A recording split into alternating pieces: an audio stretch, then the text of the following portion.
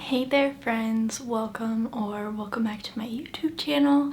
And if you're new here, my name is Darcy. I am a graduate student at New York University School of Professional Studies, and I am here with you struggling through the trials of Zoom University, of online school during the pandemic.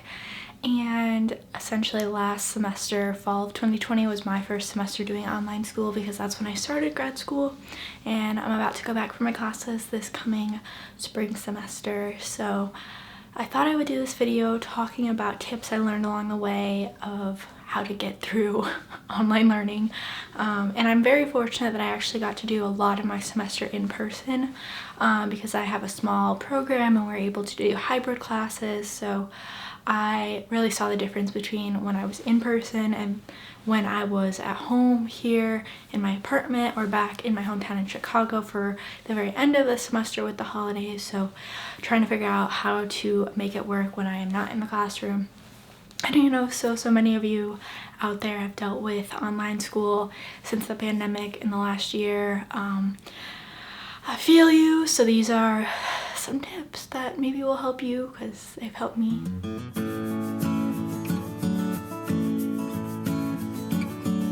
So just for context, I have classes in the evenings 4 days a week, 6:30 to 9, and we usually have a break in the middle of that time, class time, that the professor will give us, like 10-15 minutes, which is really nice. And I feel like that's all you really need to know. The first thing I wanted to say is that Zoom fatigue is very real. The juxtaposition between being here remote, being online for class versus being in the classroom for my classes, it's just so obvious how much harder it is. You have to focus so much more on your laptop screen than when you're in class.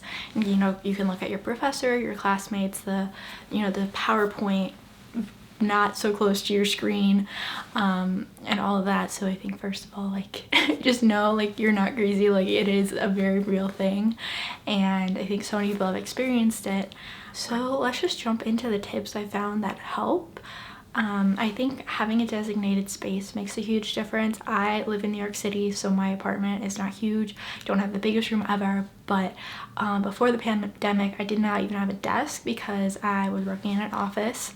And so I bought a desk last summer, and it's definitely a game changer. It's not huge, but it like fits in the corner of my room, so I'm not sitting on my bed doing work or out in the common area in the kitchen, living room space. So it makes a huge difference. Definitely worth the investment. My guess is a lot of people have now found desks, but I definitely think it's important to have like a separate space for when you're doing class, so that you're not mixing like work and relaxation space, and you can like really turn off when you leave that designated space and recharge away from class. It makes such a big difference. So when you're in that space, you jump on that Zoom call.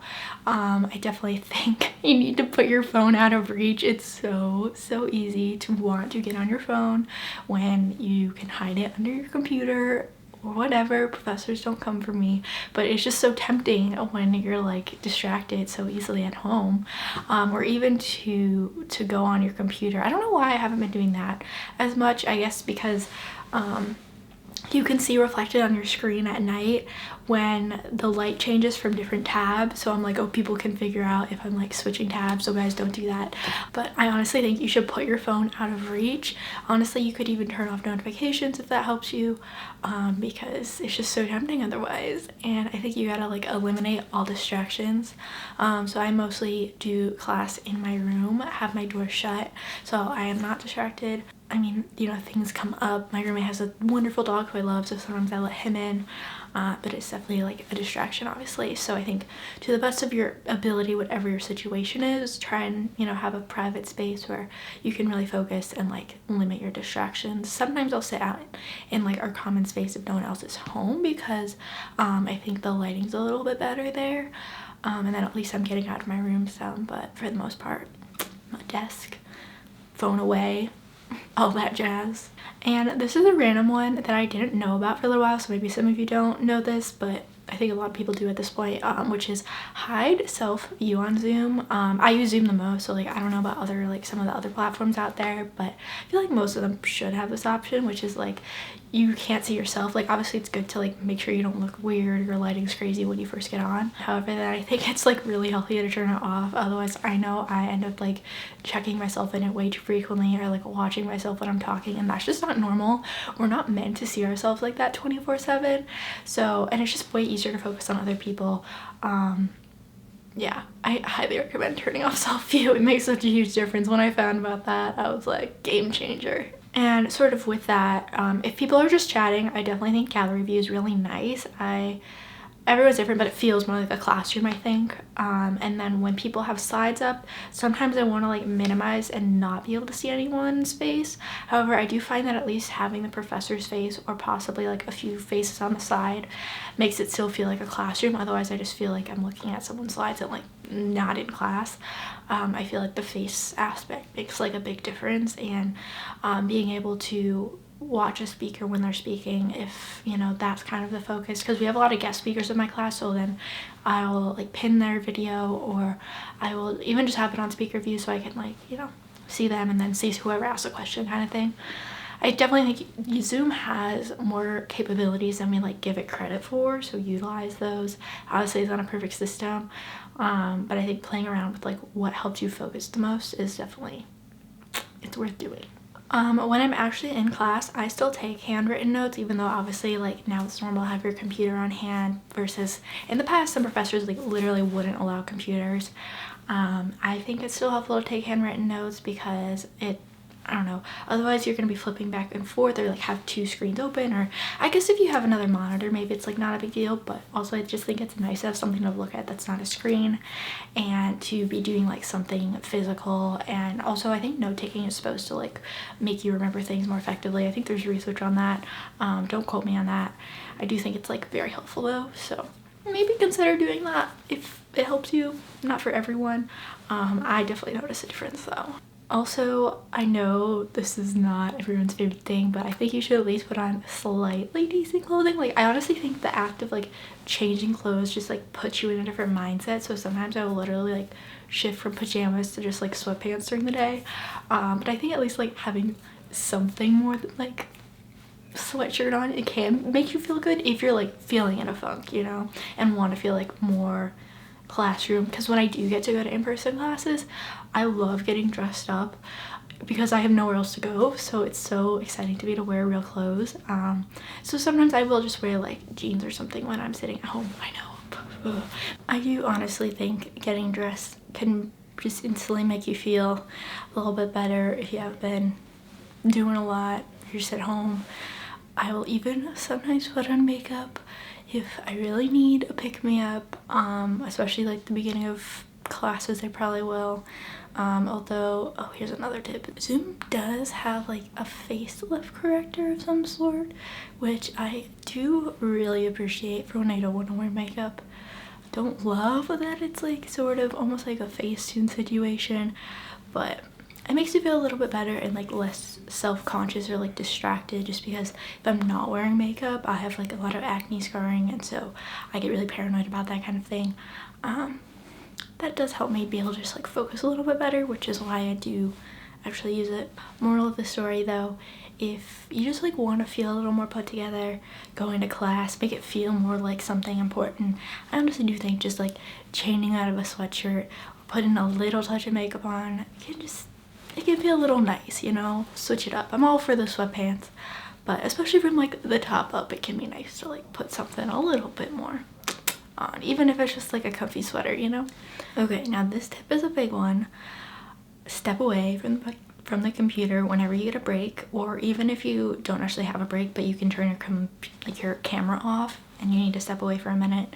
I think like my classes are 2.5 hours long, and if I don't get a break and I'm staring at the screen straight like that whole time, I will have a massive headache afterwards because your eyes are just like to the screen. And so my professors usually give us a break, which is really helpful. So I literally force myself to get up and like move around the house, and I have a balcony, so if it's nice out, go out there. Right now it's like freezing, so no, but it just feels good to get up, because if I don't, like I feel such a big difference. And even when I'm at school I try and get up too. Like sitting for that long straight and looking at the computer is just like not the best thing ever. Sometimes I just like will lay in my bed even, and it's still better than nothing because it just feels like a reset moment. So don't just like scroll on your phone. I mean, I do that too, but I mean, let's be real. But I do think it's just like good to like get up and like take a break from the Zoom call for a sec. I also think it's a great time to have a snack, or eat before you have class, but definitely find like a snack in the middle of class can help. Now kind of shifting gears a little bit towards like online school where we're not directly in class. Like I mentioned, I do end up getting headaches a lot when I'm just at home doing remote Zoom classes. So I found ice packs can kind of help. Like, I don't even know, some sort of first world problems here. Headaches from like my expensive online classes, but I do like sometimes get really intense headaches from it, and I know it's from it because I don't get them otherwise. So highly recommend ice packs, like dimming the lights, that kind of thing. Don't try and like push through them too much unless you absolutely have to, because then they're just gonna get worse. And sort of with that, I just think having a relaxing night routine makes a big difference. Maybe it's like a different time of day depending on like your schedule, but for me, just because I end class at 9 p.m. after that, it's sort of like, oh, probably gonna eat dinner, then I just like want to have a chill night. I don't usually do homework after class because I'm just like, you know, done, I'm drained from the day. And so it's just really helpful for me. I watch a show, I turn my little fairy lights on and put on a candle, maybe take a shower, read a book, all of that jazz, and it helps reset after, and then I'll feel refreshed hopefully in the morning after a good night's sleep, and I can do it all again. And so when I'm doing it all again during the day, my studying, because I'm still like on my computer 24/7, well, hopefully not 24/7, but all during the day I'm on my computer, and so sometimes obviously that can be really draining as well. One thing I've gotten in the habit of doing is setting timers on my phone, because it can just feel so daunting to like have the whole day ahead of you and be like, I have to do these things, but like I don't have a lot of structure, and I'm just like on my computer, so you can get distracted or like go on your phone, go and scroll on TikTok. So I'll set a timer for like 30 minutes. I'm like, Darcy, you can do something for 30 minutes straight, and like after the 30 minutes if you need a break, whatever, but like those 30 minutes you're gonna be focused and get a thing done. And it's actually a lot more effective than I realized. Like, I think I heard that tip somewhere and I was like, I don't know if that'll work, but honestly most of the time the hardest part is getting started on something, and once you're going, then you're like, oh well, I'm already in the motions, let me just keep going. I don't want to like have to restart, kind of. And especially as someone who like deals with depression and like a lot of fatigue and like lack of motivation, even though it's doing things I care about, it really helps me, because once I'm doing it, I'm like, I love doing this. I mean, maybe not all of school, but I'm studying things I care about, so once I'm doing it, it's okay. It's just like the idea of like getting started. Or it also reminds you to take breaks, because it's not healthy to like go for like 3 hours straight without a break. Like, your brain needs a break. So it's also a good way, if you are prone to not taking breaks and just working for several hours straight, I think it's a good way to remind yourself to get up, get a drink of water, go to the bathroom, eat food, all of those important things that you need to be doing so you can be at your ultimate functioning when you're doing your schoolwork. I also love getting a good playlist going if I need some more energy, coffee, or like matcha. I just, sitting by yourself studying at home is so sad, but at least like feigning a coffee shop vibe makes me feel slightly better, because I miss studying in coffee shops all the time like I did in undergrad before the pandemic. So I at least can like slightly pretend if I got like a good playlist going and I have my iced drink next to me that I just keep sipping. You'll see it in my vlog sometimes, and it just feels a little bit better to be productive that way. And also the caffeine helps. One thing I've also noticed, and I feel like most people probably have with the pandemic, is just spending so much time on screens, just like all day. You know, working on the computer, then like relaxing with the TV, your phone, that kind of thing, and spending so much time on screens when you put it all together. So I'm not perfect. I know no one is, especially of our generation. Like, we do spend so much time on our phones, but it's helpful that, you know, Apple now, and I don't know about Android, but Apple has like screen time. It tells you that. And you can also set app limits. So I have an app limit for an hour for Instagram and an hour and a half for TikTok. And you can ignore them, but it's really just like such a good reminder to be like, okay, I don't need to spend more than an hour a day on Instagram, unless it's like, I don't know. Yeah, I really just don't. Same with TikTok. Like, who needs to be on TikTok for 3 hours? Like, I know it's fun, and that's where sometimes you want to ignore that thing. Go right ahead, girl, but, or guy, you do you. But still just think it's nice to have those reminders, because sometimes you just don't realize how much you have been on those apps and how much time you're wasting on them. Or even if you're just like chilling, you're done with your work, to just be like having that much screen time. I feel like I don't know, a long time from now there's gonna be research like on how the screens have like hurt our brains and our eyes or something, who knows. But even just like headache wise, or it's just draining to be on screens all the time, and I think it's so much healthier if you can at least do some things during the day that aren't on a screen. So I've been slowly trying to implement some different ways to do that. Going for walks is super good. I also think it's just a good way to get out of the house. Wear your mask, of course, but then still just like get out and move for a little while. You know, it's an easy way to stay away from people outside. Things are less likely to spread. Certainly a good habit to get into. I'm not great. I'll go like 3 or 4 days sometimes without leaving my apartment, but it is a nice way to just be like, I can go walk outside for like 10 minutes, you know. And I do find like it picks me up a little bit, especially living in New York. Like there's just an energy when you leave the apartment and it feels better, and then I come home feeling refreshed a little bit. So that can help if you're in a funk, and also to just get away from the screen. Even, you know, yeah, if you're like mid-work and you need a break, it's a great way to do something that'll make you feel good, that's not like super draining. And I also have been trying to implement practicing my instruments more. Fun fact, if you didn't know, I play the cello and the piano. So I have my cello here, and I've been trying to be better about playing it like once a week or so. For Christmas, I got this really cool portable piano. You roll it up so I can like fit it in my apartment because we have no room for a piano. Also, pianos are expensive, and I don't remember how much this was, but it wasn't that expensive, so it's a really nice option. It definitely feels different from a real piano, but just having things like that where it's just a hobby, you're doing it for fun, unless you're like a professional musician or something, obviously then different story. But for most of us, I think it's nice to just have hobbies like that, and for me it was like a big part of my childhood, so it's sort of like reconnecting with that, something I used to do all the time that I don't as much, something away from the screen, and that I'm just doing for the pure sake of enjoyment. So that's good, and I love to read books. That's a big part of my program as well, so sometimes it almost feels like work, but at the end of the day I read every single night pretty much before bed. It's just like an important part of my routine, and then it helps separate the screen time from my sleep time, because a lot of experts do say like don't look at your screen right before bed because it makes your eyes and your brain think that it's still like sunlight out and it's still daytime, so you're not supposed to be sleeping. So sometimes honestly you gotta cut yourself off, put the phone away, read or something, or journal, and it'll help your eyes like relax and feel more ready for sleep. I also do a lot of sleep meditations before bed, so all of that helps me to have a restful night of sleep most nights and wake up energized in the morning and be able to deal with the perils of online school during a global pandemic. So just some final thoughts. Be gentle with yourselves, please. This is such a hard time to be in school, especially if you're at like a pivotal point like freshman year or you're graduating soon. Like, my heart goes out to you.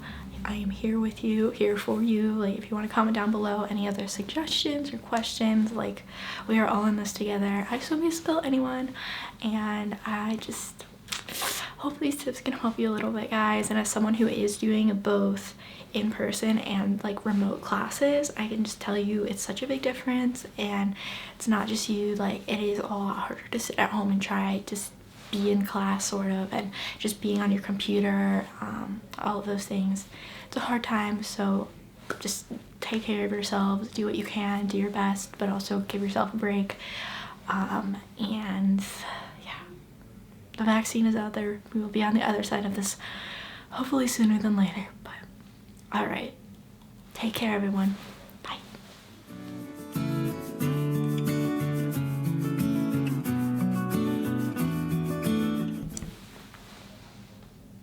Cool portable planner. What am I saying?